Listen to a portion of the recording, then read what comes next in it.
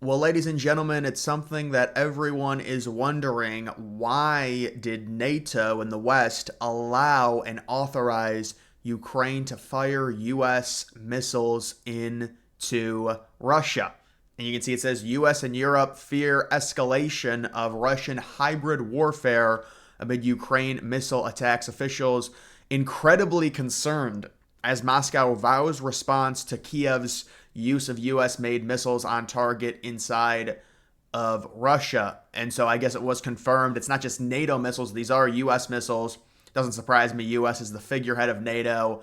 And this article really makes no sense to me. This is a calculated risk. If people want to know what's really going on here, I would imagine NATO, the European countries, and right now the Democratic Party, who technically still has power, it's a lame duck period, but they still have power. They understand that when Trump comes in, the NATO gravy train, the United States gravy train to Ukraine is going to be over. And Zelensky's even admitted there's going to have to be some type of peace deal once Trump gets in. He knows that. That's why he's met with Trump. They keep acting like Trump's this horrible person who's going to destroy Ukraine. Zelensky understands the reality that when Trump gets in, it's going to be a totally different equation.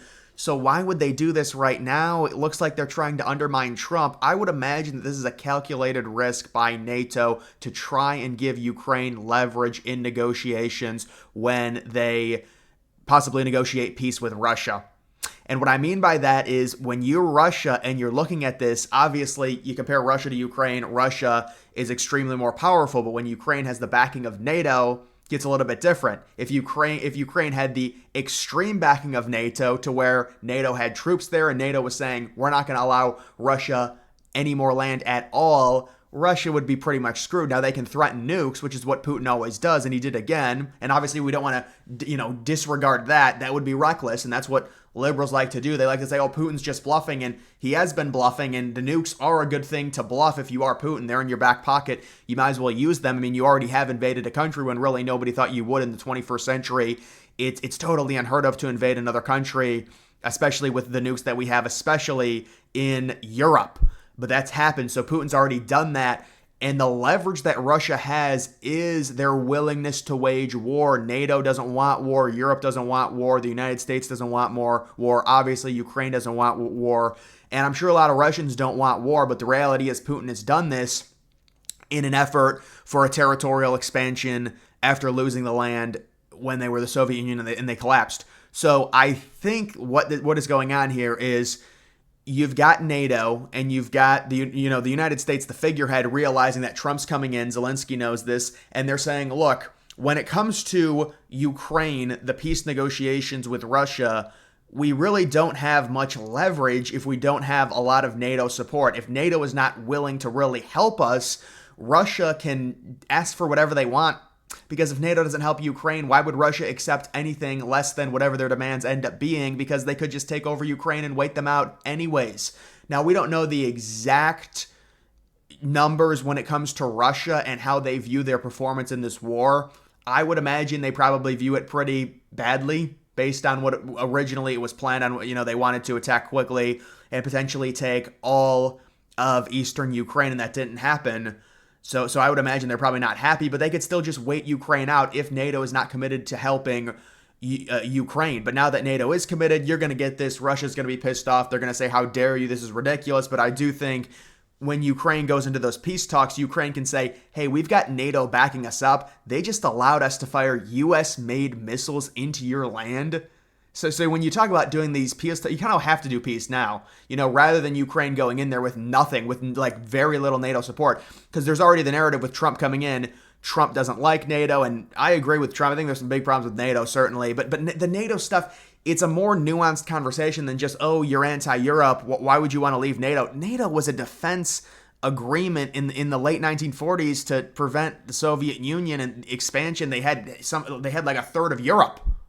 Okay, so it's completely different now compared to where it was, and the United States military has only grown more and more and more, and the European countries haven't kept up. So now the United States is like more obligated than a lot of these European countries to defend a war happening not only across an ocean on a different continent.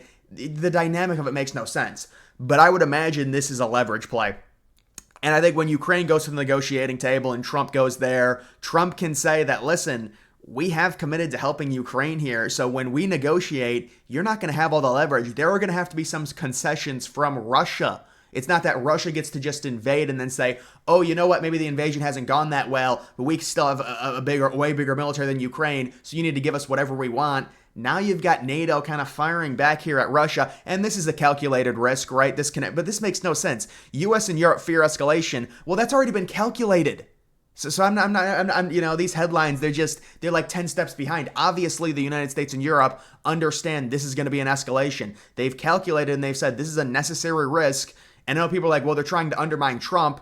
And I understand we don't want this. We don't want escalation. But I do think it's more of a leverage play to where it's like Putin realizes NATO is backing Ukraine. So when you negotiate peace, it's not going to be whatever you want, which is what it would be if Ukraine had zero support from NATO or very little support. Now that NATO has shown a propensity to help and be more aggressive with Ukraine and allow them to fire NATO American-made missiles, you know, they're basically they're calling Putin's bluff here. They're saying you're not going to do anything. And look, maybe that's not that. You know, I think it's a risk that's probably not worth taking when it comes to Ukraine and really what you're going to save in a peace deal. Is it really worth taking that risk? I mean, obviously they've got intel that says Putin's not going to do anything. Otherwise, they wouldn't do this. NATO has said, and they've made it clear with their actions, they're not going to save Ukraine, go to World War III over saving Ukraine. It's just not going to happen. So, But they do want to have the leverage, and they do want to say we're going to help defend them. And we know NATO a lot. I mean, the European countries, it's totally different from the United States because of the geography and where they're located. But we know that the NATO countries, they do like the idea of funding Ukraine and say, Ukraine, you can lose all your troops, but you weaken the foreign adversary. And obviously, Ukraine is the one getting invaded, so that's a lot of the reason why. But there is a little bit of a transactional type thing to where it's like if you're the United States, this is a very good use of funds here. And it was a good use of funds when we talk about weakening a foreign adversary. The problem with that is you're talking about escalation and getting the United States involved in a European conflict, which is what Republicans have pushed back against. They want to be more isolationist. They don't like that as much anymore. And now it's the Democrats saying, no, we need to escalate things and defend them. But I don't think really anyone agrees with this. I think a lot of people don't really know what this is. And I mean, my guess, and I really haven't heard anyone else say this is leverage. When you're going into a negotiation and you're Ukraine, you want to have the support of NATO so you can get a better deal with Russia. And if you're Trump and you're negotiating, you have to say, even though Trump doesn't like NATO, this is just to make sure Russia doesn't get what they want or get everything that they want. You have to say, well, we just allowed U.S. missiles to fly into your country. We want to work out a peace deal, but what you did was bad, and you need to be fair in this peace deal. Do you really want us to send our full wrath at you and really destroy your entire country? Now, obviously, that's something that you really can't say because then we're talking about just exchanging nukes to New York City and Moscow, which will solve nothing and it'll be terrible, and that can't happen. And that's some of the other thing I see. It's like, well, you've got like all of these people, these liberal Americans starting to get overzealous, like, oh, look at the only two major population centers are Moscow and St. Petersburg, and yeah, let's not do that, okay? That's just we're not going to do that with the nukes, man. It's never going to end well. So I do think that this is a leverage play if I had to guess, and obviously this is calculated. They have intelligence. They are saying that Putin's not going to do anything crazy. And in a peace agreement event, when that happens, hopefully this will give Ukraine more leverage rather than Ukraine basically being by themselves, even though they technically still do have NATO support. This could help, show Putin that NATO is still behind Ukraine. So you really can't get whatever you want, because if you really want more than if you really ask for the moon when it comes to this peace agreement, I don't know, man. We've got NATO allowing missiles to be flown in. NATO, they've got a lot more bigger military budget than you do. Do you really want to deal with that? Because you're talking about destroying your own country, and that's something that Putin does not want to do over Ukraine. I mean, come on. This is a calculated risk. We'll see if it pays off for NATO and for the West. But my reaction is, as long as, you're informed on this stuff, it's, people talk about World War III and stuff. I mean, this is an escalation. Obviously, they have a lot more intel than us on what Putin is actually thinking. It's not like they're calling this in to start World War III. I know people are like, well, they're doing this to sabotage Trump.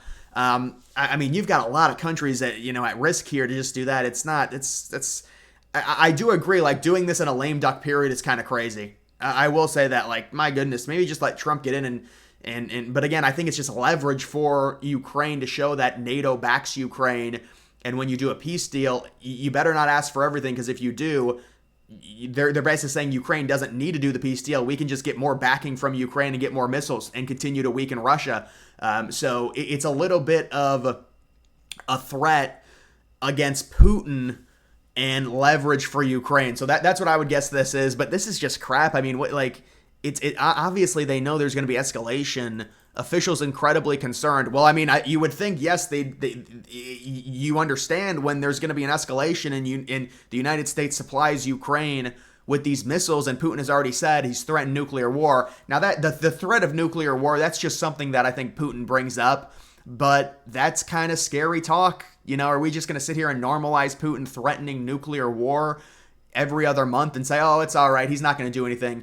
Because that's kind of the liberal viewpoint, and I understand, I get it, I do, because Putin's always got that in his back pocket. Oh, I can just threaten nuclear war if you do X, Y, and Z. Don't do that, or I'll launch a nuke, and then it doesn't end up happening. But he did say about the missiles, he's threatened nuclear war over this, and so is it really worth doing all of this over Ukraine and over some land? I mean, you don't want to incentivize this and allow this, and obviously you go back to World War II and appeasement. But that was just such a different time with obviously in the late 1930s, there were no nukes. The early 40s, you had the V-2 rockets that were very inaccurate. And then the United States, when they launched their nukes, it was completely risk-free. Japan hadn't developed anything. Japan was already beaten at that point, and they just didn't want to lose any troops. The United States, they asked Japan to surrender. They didn't want to do a land invasion and invade all the islands that Japan still had occupied because of the guerrilla warfare. And they would just senselessly lose. I mean, I don't think using nuclear bombs is good on civil. It's not good. But that was a calculated thing where they knew Japan didn't have anything. I mean, this is different. Everyone's got, you're talking about these first world countries. They're all going to have significant nuclear warheads. So listen, we'll see what happens when it comes to this. But that would be my take on the entire thing. And I do think it's a leverage play. But either way, guys, that is going to do it for this video. Make sure you follow me on X. Link to that's always in the description.